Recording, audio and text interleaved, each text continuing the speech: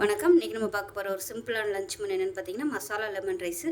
அதுக்கு தொட்டு சாப்பிட்ற மாதிரி ஒரு சிம்பிளான முட்டை கிரேவி. இந்த முட்டை கிரேவி டேஸ்ட்டு சூப்பராக இருக்கும். எப்பயும் போல் பண்ணாமல் இது மாதிரி செஞ்சு பாருங்கள். சப்பாத்தி, இட்லி, தோசை எல்லாத்துக்குமே அருமையாக இருக்கும். நான் இன்றைக்கி லெமன் ரைஸோடு வச்சுருக்கேன். வாங்க அதை எப்படி செய்யலாங்கிறத பார்க்கலாம். ஒரு பேன் எடுத்துக்கலாம். அதில் ஒரு 3 டீஸ்பூன் அளவுக்கு எண்ணெய் விட்டுக்கலாம். எண்ணெய் சூடானது ஒரு ஏலக்காய், சின்ன துண்டு பட்டை, 2 கிராம்பு சேர்த்துக்கலாம். இது கூடவே மீடியம் சைஸ் ஒரு பெரிய வெங்காயம் நீளமாக நறுக்குனதை சேர்த்துக்கலாம். இது கூடவே 2 பச்சை மிளகாய் கட் பண்ணதை சேர்த்துக்கலாம். மீடியம் சைஸாக 2 தக்காளி சேர்த்துக்கலாம்.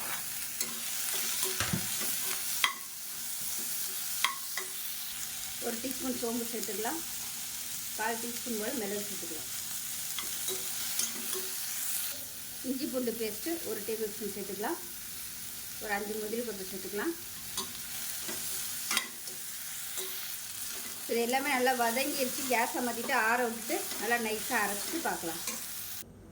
இப்போ அதே பேன் எடுத்துக்கலாம். இதில் வந்து ஒரு 2 டீஸ்பூன் போல் எண்ணெய் விட்டுக்கலாம்.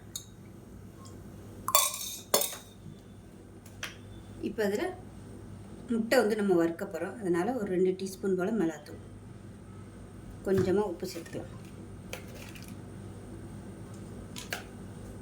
1/4 டீஸ்பூன் மஞ்சள் சேர்த்துக்கலாம்.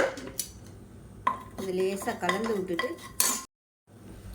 இப்போ இதில் ஒரு 7 முட்டை எடுத்திருக்கேன். இப்போ இந்த முட்டை எல்லாத்தையுமே இதில் சேர்த்து நல்லா வறுத்துக்கலாம்.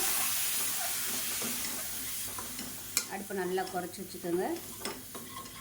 இந்த மசாலா எல்லாமே நல்லா கோட் ஆகிற மாதிரி நல்லா வறுத்துக்கலாம்.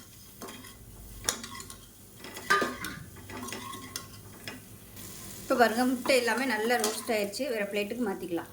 இப்போ அதே கடாயில் தேவையான அளவுக்கு எண்ணெய் விட்டுக்கலாம். எண்ணெய் நல்லா சூடாகிடுச்சு. 1 டீஸ்பூன் போல் சீரகம் சேர்த்துக்கலாம். சேர்த்துட்டு நம்ம அரைச்சி வச்சுருக்கிற இந்த மசாலா பேஸ்ட்டை அப்படியே இதில் சேர்த்துக்கலாம். இந்த மசாலாவை எண்ணெயில் நல்லா ஒரு 2 நிமிஷம் வதக்கி விட்டுக்கலாம். மிக்சியை அலசிட்டு கொஞ்சமாக தண்ணி சேர்த்துக்கலாம்.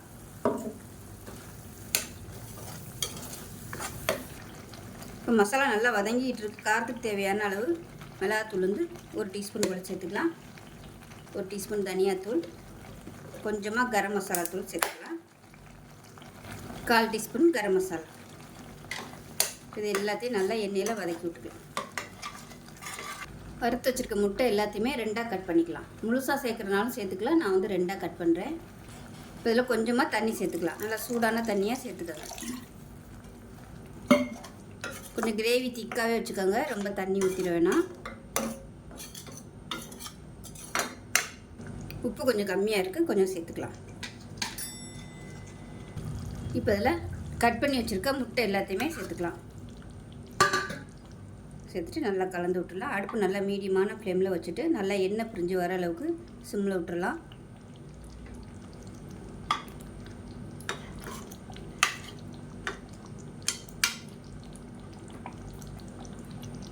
இப்போ மூடி வச்சிடலாம். இப்போ ஒரு மிக்ஸி ஜார் எடுத்துக்கலாம். மெஷரிங் கப்பில் 1/4 கப் அளவுக்கு துருவின தேங்காய், ஒரு 3 பச்சை மிளகாயை உடைச்சிட்டு சேர்த்துக்கலாம்.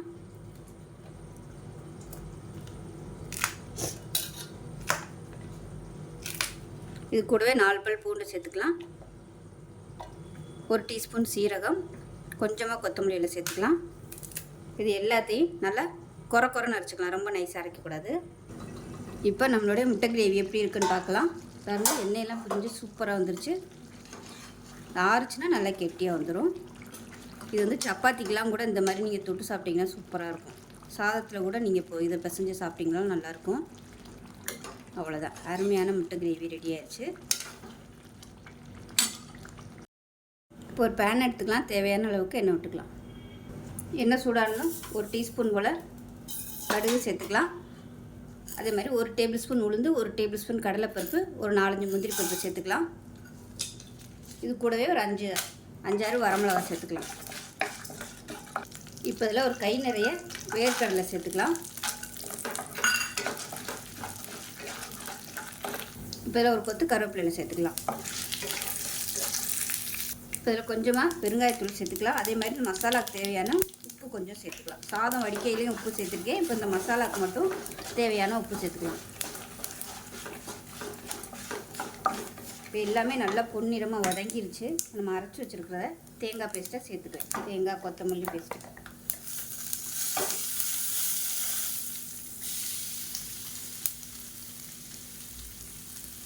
சேர்த்துட்டு நல்லா ஒரு 2 பரட்டு பரட்டி விட்டுக்கலாம்.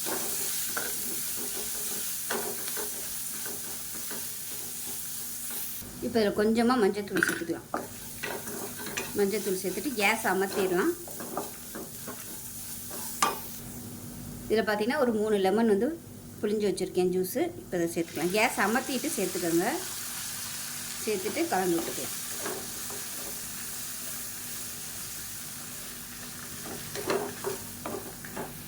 இப்போ இந்த இப்போ இந்த மசாலாவில் சாதத்தை சேர்த்துக்கலாம். புளிப்பு சுவைக்கு தகுந்த மாதிரி சாதத்தை சேர்த்துக்கோங்க. இது மெஷரிங் கப்பில் ஒரு 4 கப் அளவுக்கு வரும் சாதம். இப்போ நல்லா கலந்து விட்டுக்கலாம்.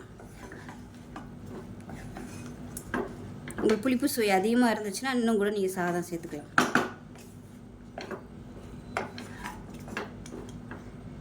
இப்போ நமக்கு அருமையான மசாலா லெமன் ரைஸ் ரெடி ஆயிடுச்சு.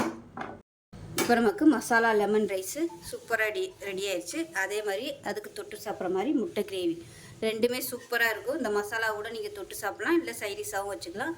ஸோ செஞ்சு பாருங்கள். செஞ்சு பார்த்துட்டு எப்படி வந்துச்சுங்கிறத சொல்லுங்கள். வீடியோ பிடிச்சிச்சின்னா லைக் பண்ணுங்கள், கமெண்ட் பண்ணுங்கள், சேனலை சப்ஸ்கிரைப் பண்ணுங்கள், பக்கத்தில் பெல் பட்டனை ப்ரெஸ் பண்ணுங்கள். நன்றி.